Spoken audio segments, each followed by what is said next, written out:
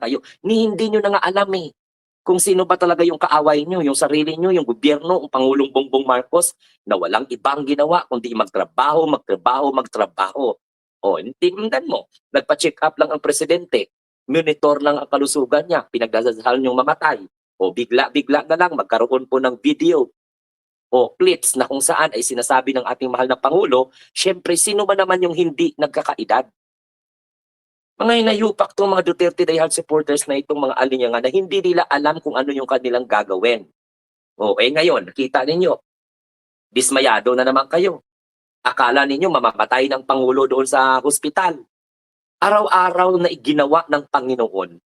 Alam mo, ang ginagawa naman ng mga Duterte diehard supporters, nagdadasal sila na mamatay ang presidente para ipalit nila yung wala namang kakwenta-kwentang vice-presidente na nakakahiya. No performance at all. And according to other political scientists, Sara Duterte has no significant contribution ever since na-appoint siya ng Department of Education Secretary, and even to the Vice President has no significant contribution in Marcos administration. Why? Because Sara Duterte is very busy enough para i-boost na yung kanang karakter dahil sa pagiging ambisyosa niya na magiging Pangulo ng bansa. At ito ang reason. At alam mo, sa totoo lang, isa pa sa reason kung bakit mga kamunting tinig, mga kabinggador, nag-file sila ng impeachment complaint.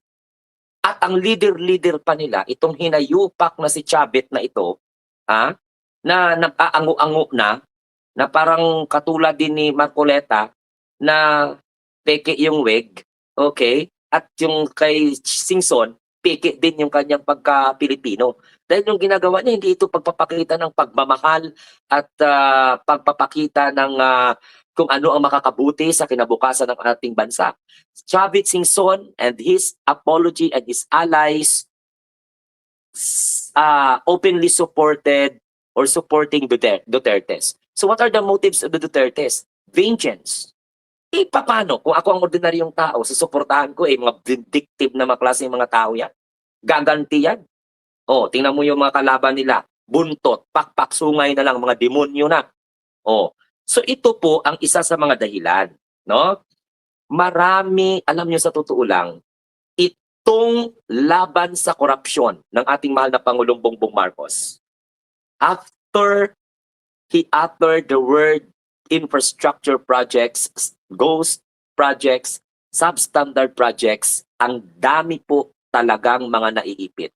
Even though pagpapasara ng POGO. Even though paglaban sa korupsyon, generally. Tinutukan ng administrasyon na ito ang paglaban sa korupsyon.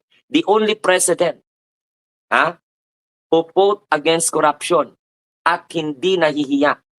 He humbled enough to inform not only the Filipino people, but all over the world that this is what is happening in our country at this point of time that I am leading. And other instance na kung saan nagkaroon din ng corruption sa panahon ng kanyang mga predecessor. So, hindi po siya nahiya. He humbled enough to admit that corruption is rampant at this point of time. That is why he included in his statement, State of the Nation address. Kayo mga kadipong po kayo, yung tiguwang na yan, yung gurama na sabit na yan, tinulungan niya ba yung sambayan ng Pilipino? Mahabol ang mga korap? Tingnan mo. Sige nga, tanungin ko kayo. O hindi na lang nagpapayaman yan? Tutulong ko sa iba, pero iba po yung kanang biltahe. Tutulong kaya yan kung walang mga makukuha na mga pabor? O tingnan mo. Tinulungan ng Pangulong Bongbong Marcos. Akala niya mahawakan niya sa liig. Hindi. Magre-recommend ka ng hindi qualified. Hindi hinayupa ka. Sisirain mo yung sistema ng gobyerno sa pamamagitan ng pagre-recommend because sasabihin mo, tinulungan mo ang presidente sa kanyang kampanya. Dapat pag tumulong ka sa mga ganyang bagay, taong bayan ang isipin mo, hindi yung pamilya mo, hindi yung kamag-anak mo, hindi yung kaibigan mo, na akala mo qualified sa isang posisyon sa gobyerno, hindi .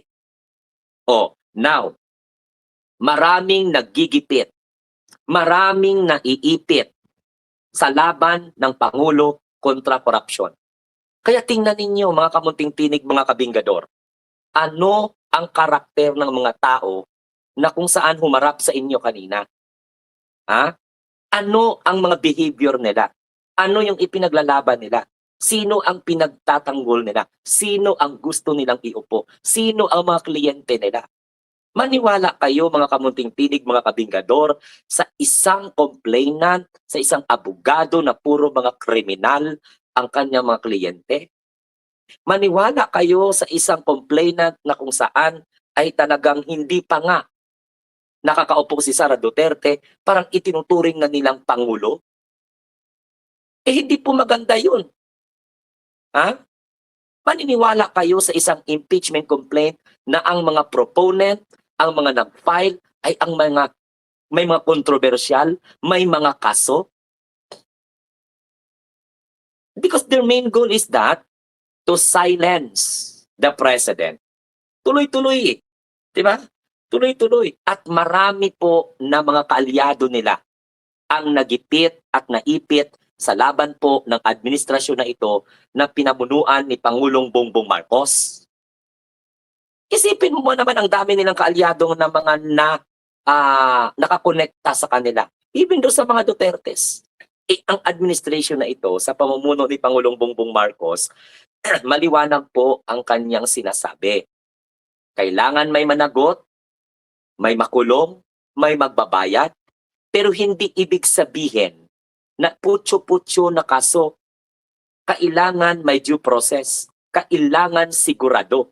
Ang mga gago na ito, nagrereklamo sila na until na wala daw pong mga napapakulong. Wala bang nakulong? Bulag ba kayo? Tulungan ninyo ang presidente. Kung gusto nyo may makulong, tulungan nyo. Nakagathered nga kayo ng mga walang kwentang ebidensya laban kay presidente. How much more pa kaya na tulungan nyo ang presidente mag-gather ng concrete evidence to what we call this, convict yung kinakailangan, kasuhan yung kinakailangan? Why don't cooperate to the Office of the Ombudsman, the National Bureau of Investigation, the Department of Justice?